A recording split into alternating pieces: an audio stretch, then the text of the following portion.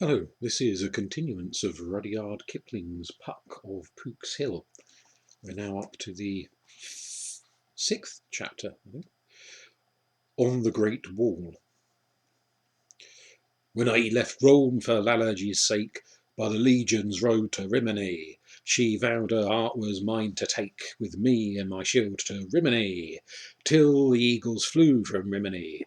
And I've tramped Britain and I've tramped Gaul, and the Pontic shore where the snowflakes fall, as white as the neck of Lalage, as cold as the heart of Lalage. And I've lost Britain and I've lost Gaul. The voice seemed very cheerful about it. And I've lost Rome, and worst of all, I've lost Lalage. They were standing by the gate to Far Wood when they heard this song. Without a word they hurried to their private gap, and wriggled through the hedge almost atop of a jay that was feeding from Puck's hand. "Gently," said Puck. "What are you looking for?" "Parnesius, of course," Dan answered. "We've only just remembered yesterday. It isn't fair." Puck chuckled as he rose. "I'm sorry, but children who spend the afternoon with me and a Roman centurion need a little dose of magic before they go to tea with their governess." "Oh, hey, Panesias," he called. "Here, phone," came the answer from Volaterrae. They could see the shimmer of bronze armour in the beech crotch and the friendly flash of the great shield uplifted. "I have driven out the Britons." Parnesius laughed like a boy. "I occupy their high forts, but Rome is merciful. You may come up." And the three all scrambled up. "What was the song you were singing just now?" said Una, as soon as she had settled herself. "That? Oh, Rimini. It's one of the tunes that are always being born somewhere in the Empire. They run like a pestilence for 6 months or a year, till another one pleases the legions, and then they march to that." "Tell them about the marching, Parnesius. Few people nowadays walk from end to end of this country," said Puck. "The greater their loss. I know nothing better than the long march when your feet are hardened. You begin after the mists have risen, and you end perhaps an hour after sundown." "And what do you have to eat?" Dan asked promptly. "Fat, bacon, beans, bread, and whatever wine happens to be in the rest houses. But soldiers are born grumblers. Their very first day out, my men complained of our water ground British corn. They said it wasn't so filling as the rough stuff that is ground in the Roman ox mills. However, they had to fetch and eat it." "Fetch it? Where from?" said Una. "From that newly invented water mill below the forge." "That's forge mill? Our mill?" Una looked at Puck. "Yes, yours," Puck put in. "How old did you think it was?" "I don't know. Didn't Sir Richard Dallingridge talk about it?" "He did, and it was old in his day," Puck answered. "Hundreds of years old." "It was new in mine," said Parnesius. "My men looked at the flour in their helmets as though it had been a nest of adders. They did it to try my patience. But I addressed them, and we became friends. To tell the truth, they taught me the Roman step. You see, I'd only served with quick marching auxiliaries. A legion's pace is altogether different. It's a long slow stride that never varies from sunrise to sunset. Rome's race, Rome's pace, as the proverb says. 24 miles in 8 hours, neither more nor less. Head and spear up, shield on your back, cuirass collar open one hand's breadth, and that's how you take the eagles through Britain." "And did you meet any adventures?" said Dan. There are no adventures south the wall, said Dionysius. The worst thing that happened to me was having to appear before a magistrate up north, where a wandering philosopher had jeered at the eagles. I was able to show that the old man had deliberately blocked our road, and the magistrate told him out of his own book, I believe, that whatever his gods might be, he should pay proper respect to Caesar. What did you do? Said Dan. Went on. Why should I care for such things? My business being to reach my station. Took me 20 days. Of course, the farther north you go, the emptier are the roads. At last you fetch clear of the forests and climb bare hills where wolves howl in the ruins of our cities that have been. No more pretty girls, no more jolly magistrates who knew your father when he was young and invite you to stay with them. No news at the temples and way stations, except bad news of wild beasts. There's where you would meet hunters and trappers for the circuses, prodding along chained bears and muzzled wolves. Your pony shies at them and your men laugh. The houses change from garden villas to shut forts with watchtowers of grey stone and great stone-walled sheepfolds guarded by armed Britons of the North Shore. In the naked hills beyond the naked houses, where the shadows of the clouds play like cavalry charging, you see puffs of black smoke from the mines. The hard road goes on, and the wind sings through your helmet plume. Past altars to legions and generals forgotten, and broken statues of gods and heroes, and thousands of graves where the mountain foxes and hares peep at you. Red hot in summer, freezing in winter, it is that big purple ever country of broken stone. Just when you think you're at the world's end, you see a smoke from east to west as far as the eye can turn, and then under it, also as far as the eye can stretch, houses and shops and temples and theatres, barracks and granaries, trickling along like dice behind, always behind. One low, long, rising and falling and hiding and showing line of towers. And that is the wall. Ah, said the children, taking breath. You may well, said Dionysius. Old men who have followed the eagles since boyhood say nothing in the empire is more wonderful than the first sight of the wall. Is it just a wall, like the one round the kitchen garden? Said Dan. No, it is the wall. Along the top of towers with guardhouses, small towers between. Even on the narrowest part of it, 3 men with shields can walk abreast. From guardhouse to guardhouse. A little curtain wall, no higher than a man's neck, runs along the top of the thick wall, so that from a distance you see the helmets of the sentries sliding back and forth like beads. 30 feet high is the wall, and on the Pig side, the north, is a ditch strewn with blades of old swords and spearheads set in wood and tyres of wheels joined by chains. The little people come there to steal iron for their arrowheads. But the wall itself is not more wonderful than the town behind it. Long ago there were great ramparts and ditches on the south side, and no one was allowed to build there. Now the ramparts are partly pulled down and built over from end to end of the wall, making the thin town 80 miles long. Think of it! One roaring, righting, cockfighting, wolf-baiting, horse racing town, from Ituna on the west to Secundum on the cold eastern breach. One side ever woods and ruins where Pickside, and on the other a vast town like a long like a snake, and wicked like a snake. Yes, a snake basking beside a warm wall. My cohort, I was told, lay at Hunno, where the great North Road runs through the wall into the province of Valentia. Dionysius laughed scornfully. Province of Valentia. We followed the road, therefore, into Hunno town, and stood astonished. The place was a fair of peoples from every corner of the empire. Some were racing horses, some sat in wine shops, some watched dogs baiting bears, and many gathered in a ditch to see cocks fighting.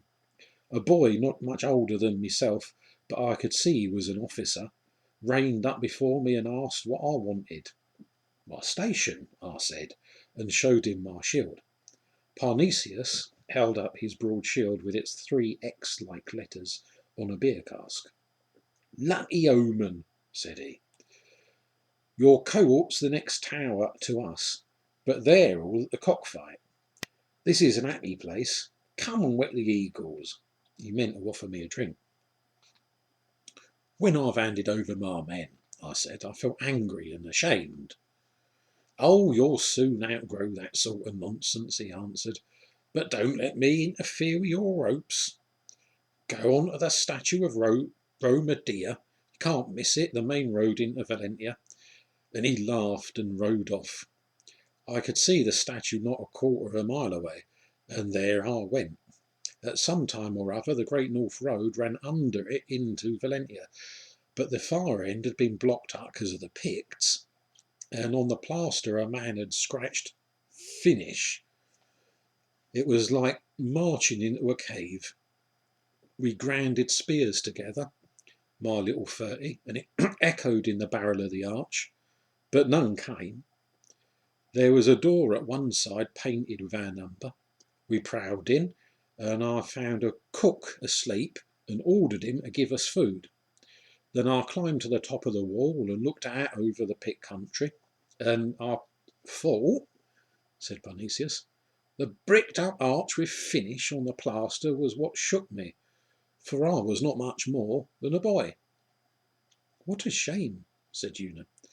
But did you feel happy after you'd had a good... Dan stopped her with a nudge. Happy, said Parnesius.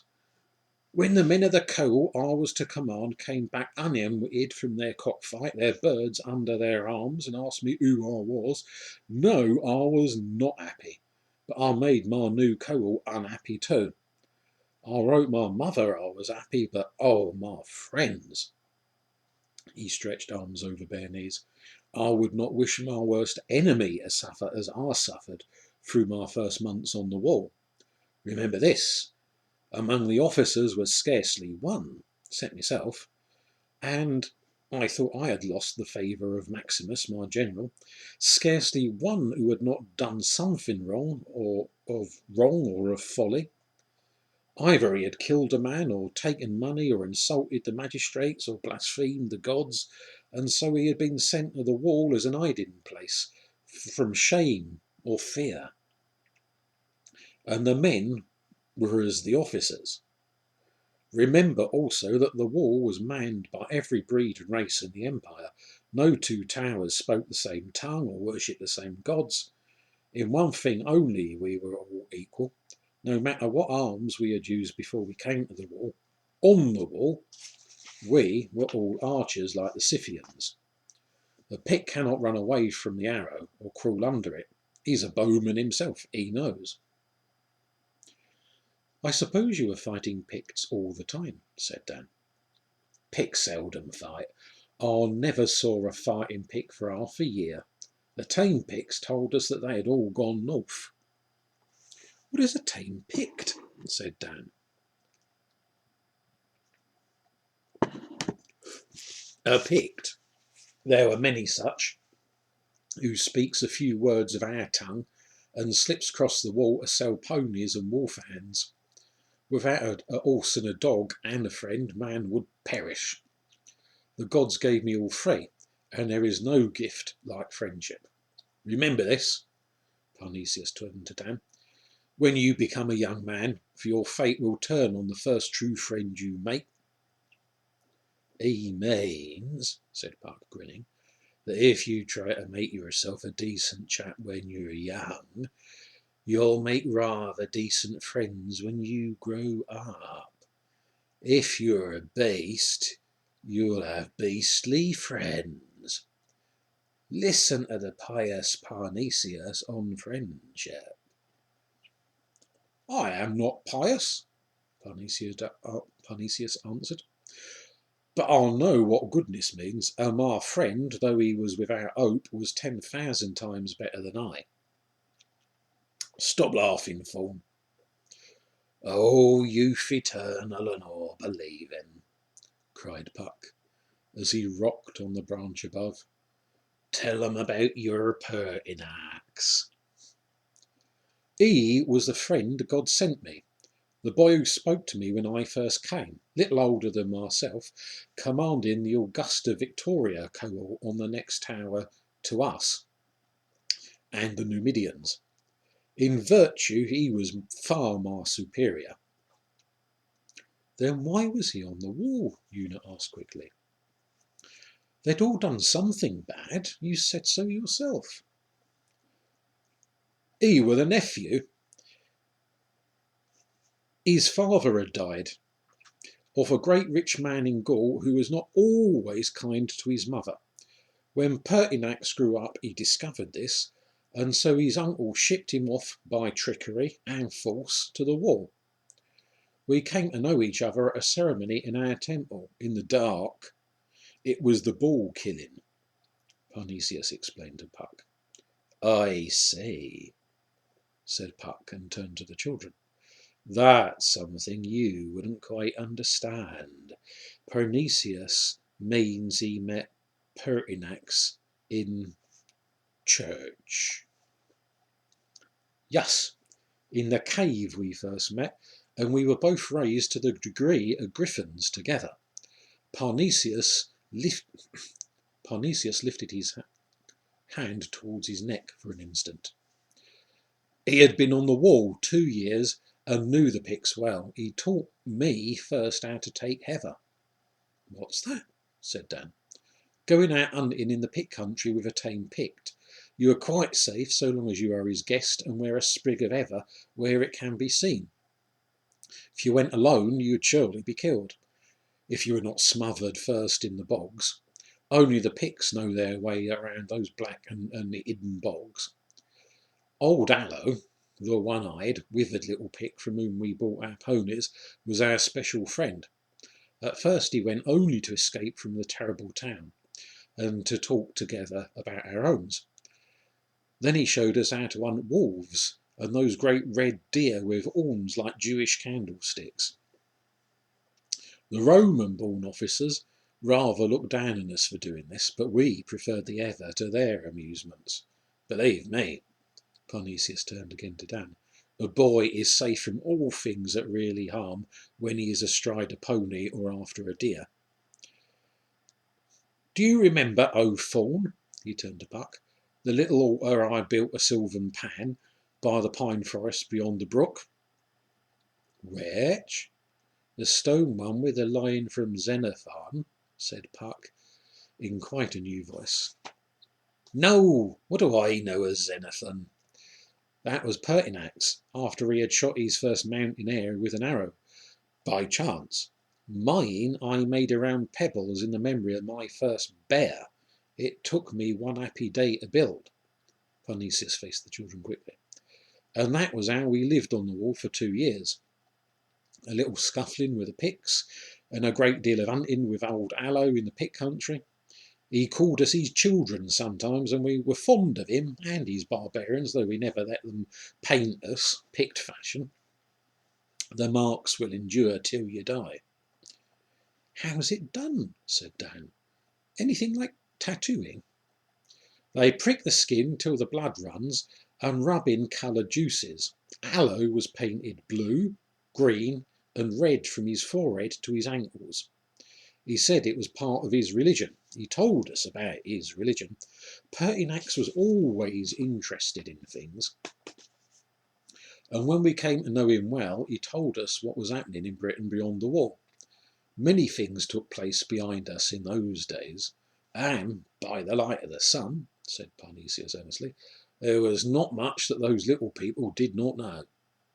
He told me that when Maximus crossed to Gaul, after he had made himself emperor of Britain, and what troops and emigrants he had taken with him, we did not get the news on the wall till 15 days later. He told me what troops Maximus was taking out of Britain every month to help him to conquer Gaul, and I always found the numbers, as he said, wonderful. And I'll tell another strange thing. He jointed his hands across his knees and leaned his head on the curve of the shield behind him. Late in the summer, when the first frosts begin, and the Picts kill their bees, we three rode out after a wolf with some new hounds. Rutilianus, our general, had given us 10 days' leave, and we had pushed beyond the Second War, beyond the province of Valentia, into the higher hills, where there are not even any of Rome's old ruins. We killed a she-wolf before noon, and while Allo was skinning her, he looked up and said to me, "When you are captain of the wall, my child, you won't be able to do this any more." I might as well have been made prefect of Lower Gaul, so I laughed and said, "Wait till I am captain." "No, don't wait," said Allo. "Take my advice and go home, both of yous." "We have no homes," said Pertinax. "You know that as well as we do. We're finished men. Thumbs down against both of us. Only men without hope would risk their necks on your ponies." The old man laughed, one of those short picked laughs, like a fox barking on a frosty night. "I'm fond of you two," he said. "Besides, I've taught you what little you know about hunting. Take my advice and go home." "We can't," I said. "I'm out of favour with my general, for one thing, and for another, Pertinax has an uncle." "I don't know about his uncle," said Allo, "but the trouble with you, Parnesius, is that your general thinks well of you." "Roma dear," said Pertinax, sitting up. "What can you guess what Maximus thinks, you old horse copper?" Just then, you know how near the brutes creep up when one is eating, a great wolf dog jumped out behind us, and away our rested hounds tore after him, with us at their tails. He ran us far out of any country we'd ever heard of, straight as an arrow till sunset, towards the sunset. We came at last to 2 long capes stretching into winding waters, and on a grey beach below us we saw ships drawn up. 47 we counted, not Roman galleys, but the raven-winged ships from the north, where Rome does not rule. Men moved in the ships, and the sun flashed on their helmets, winged helmets of the red-haired men from the north, where Rome does not rule. We watched, and we counted, and we wondered, for though we had heard rumours concerning these winged hats, as the Picts called them, never before had we looked upon them.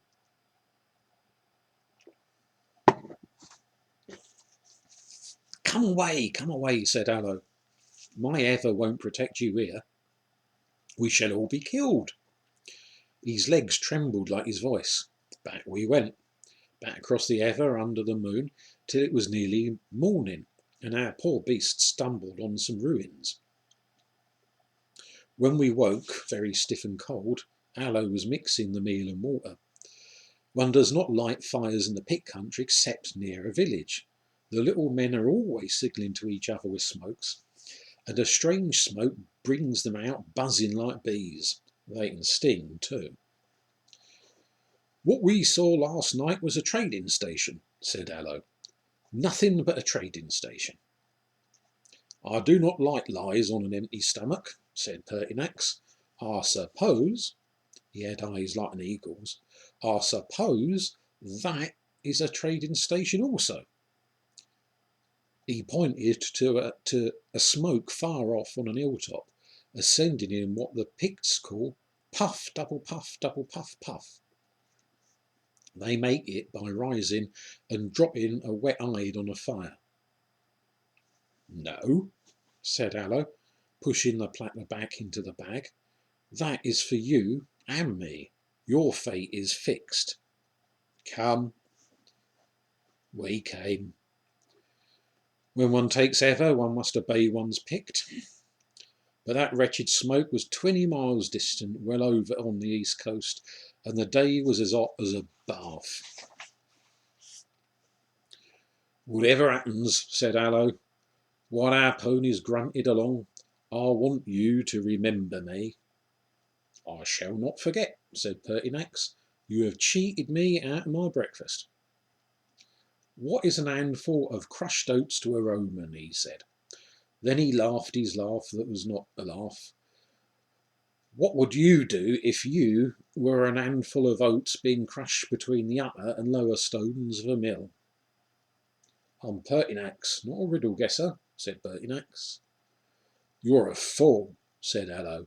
Your gods and my gods are threatened by strange gods, and all you can do is to laugh. Threatened men live long, I said. I pray the gods that may be true, he said, but I ask you again not to forget me. We climbed the last hot hill and looked out on the eastern sea, 3 or 4 miles off. There was a small sailing galley of the North Gaul pattern at anchor, her landing plank down and her sail half up, and below us, alone in an holler, holding his pony, sat Maximus, Emperor of Britain. He was dressed like an hunter, and he leaned on his little stick, but I knew that back as far as I could see it, and I told Pertinax. You're madder than Allo, he said. It must be the sun. Maximus never stirred till we stood before him. Then he looked me up and down and said, Hungry again? It seems to be my destiny to feed you whenever we meet. I have food here. Allo shall cook it. No, said Allo. A prince in his own land does not wait on wandering emperors. I feed my 2 children without asking your leave. He began to blow up the ashes. I was wrong, said Pertinax. We are all mad. Speak up, O madman, called Emperor. Maximus smiled his terrible tight-lipped smile, but 2 years on the wall do not make a man afraid of mere looks. So I was not afraid. I meant you, Parnesius, to live and die a centurion of the wall, said Maximus. But it seems from these, he fumbled in his breast, you can think as well as draw. He pulled out a roll of letters I had written to my people, full of drawings of Picts and bears, and men I had met on the wall. Mother and my sister always liked my pictures. He handed me one I had called Maximus's Soldiers. It showed a row of fat wineskins and our own doctor of the Hunno hospital snuffing at them. Each time that Maximus had taken troops out of Britain to help him to conquer Gaul, he had used to send the garrisons more wine, to keep them quiet, I suppose. On the wall, we always called a wineskin a Maximus. Oh yes, and I had drawn them in imperial helmets. Not long since, he went on, men's names were sent up to Caesar for smaller jokes than this. True, Caesar, said Pertinax, but you forget that was before I, your friend's friend, became such a good spear thrower. He did not actually point his hunting spear at Maximus, but balanced it on the palm of his hand. So.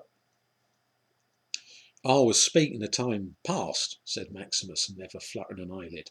Nowadays one is only too pleased to find boys who can think for themselves and their friends. He nodded to Pertinax. Your father lent me the letters, Parnesius, so you run no risk from me. None whatever, said Pertinax, and rubbed the spear point on his sleeve. I have been forced to reduce the garrisons in Britain because I need troops in Gaul. Now I come to take troops from the wall itself, said he. I wish you joy of us, said Pertinax.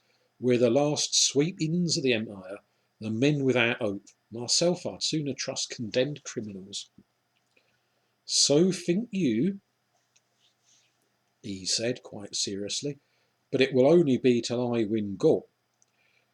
One must always risk one's life, or one's soul, or one's peace, or some little thing. Allo passed round the fire with the sizzling deer's meat. He served us 2 first. Ah, said Maximus, waiting his turn. I perceive you are in your own country. Well, you deserve it. They tell me you have quite a following among the Picts, Parnesius. I have hunted with them, I said. Maybe I have a few friends among the other.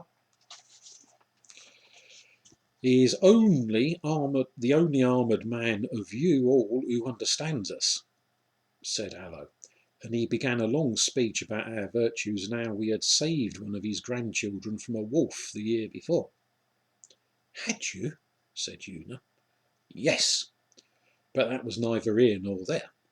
The little green man orated like Cicero. He made us out to be magnificent fellows.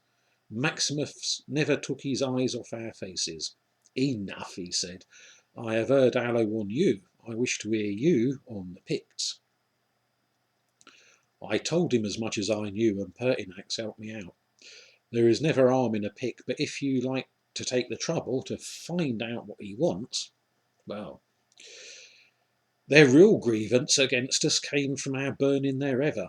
The old garrison of the wall moved out twice a year and solemnly burned the Ever for 10 miles north. Rutilianus, our general, called it clearing the country. The Picts, of course, scampered away, and all we did was to destroy their bee bloom in the summer and ruin their sheep food for the spring. True, quite true, said Allo. How can we make our holy ether wine if you burn our bee pasture?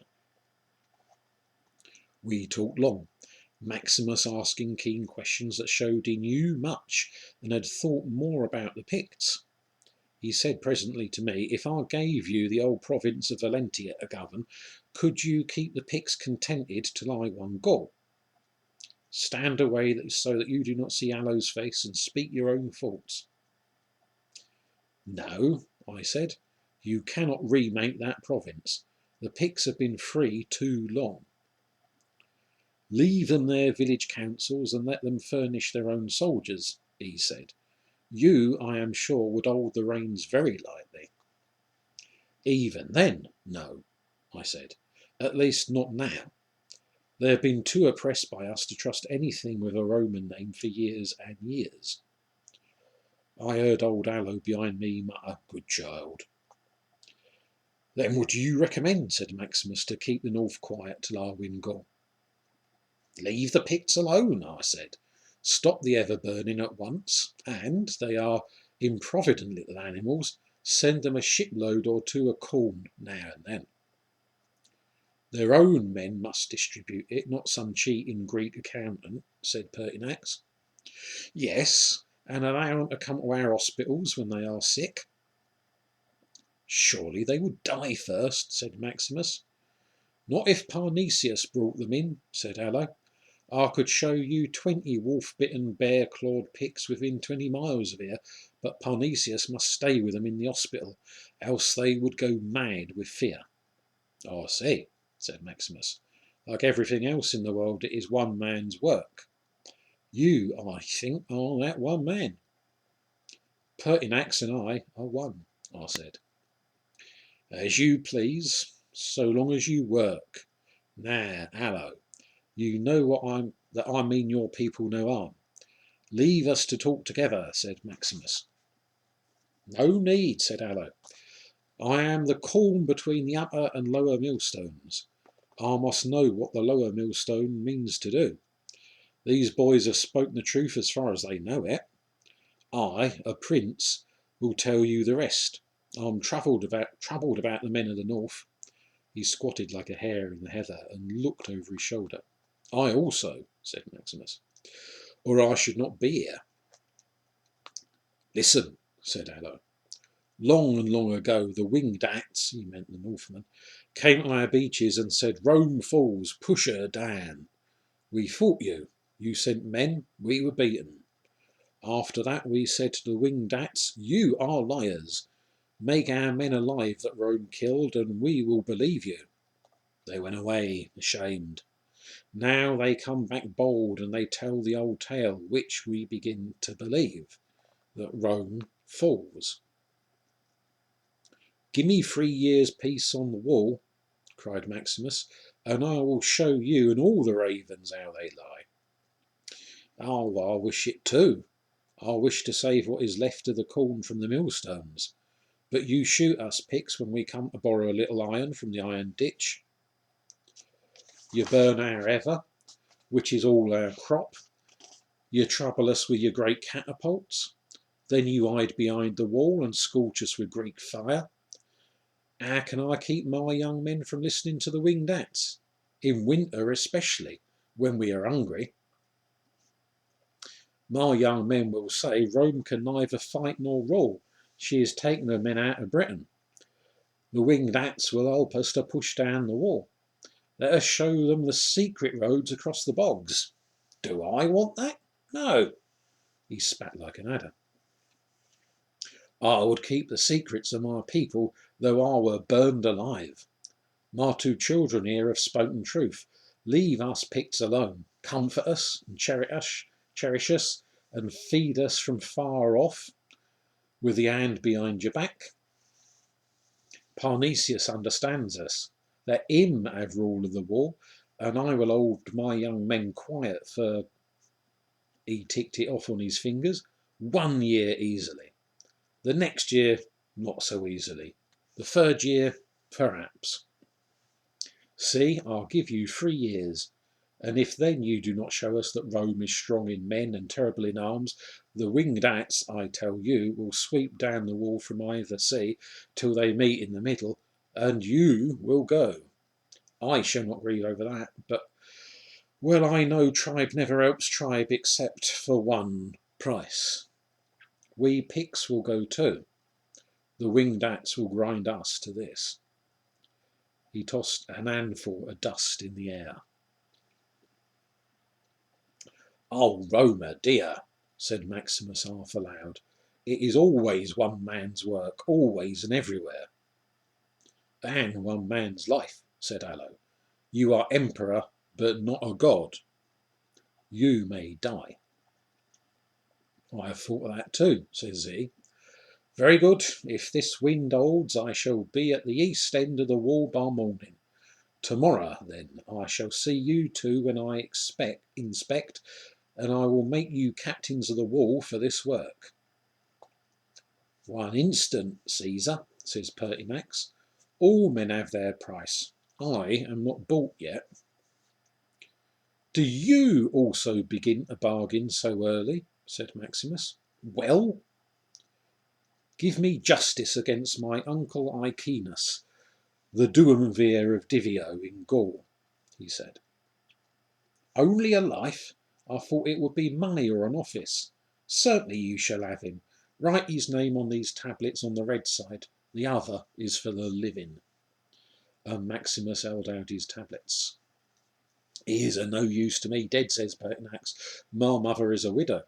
I am far off. I am not sure he pays her all her dowry. No matter, my arm is reasonably long. We will look through your uncle's accounts in due time. Now, farewell till tomorrow, O captains of the wall. And we saw him grow small across the Ever as he walked to the galley. There were Picts, scores on each side of him, hidden behind stones. He never looked left or right. He sailed away southerly, full speed before the evening breeze, and when we had watched him out to sea, we were silent. We understood earth-bred few men like this man. Presently Allo brought the ponies and held them for us to man, a thing he had never done before. Wait a while, says Pertinax, and he made a little altar of cut turf and screwed Everbloom atop, and he laid upon it a letter from a girl in Gaul. What do you do, oh my friend? I said. I sacrifice to my dead youth, he answered, and when the flames had consumed the letter, he ground them out with his eel. Then we rode back to that wall of which we were to be captains. Parnesius stopped. The children sat still, not even asking if that were all the tale. Puck beckoned and pointed the way out of the woods. Sorry, he whispered, but you must go now.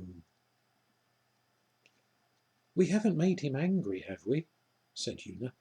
He looks so far off and thinky. Bless your heart, no. Wait till tomorrow. It won't be long.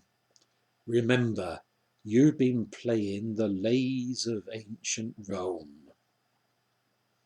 And as soon as they had scrambled through their gap where oak, ash and thorn grew, that was all they remembered.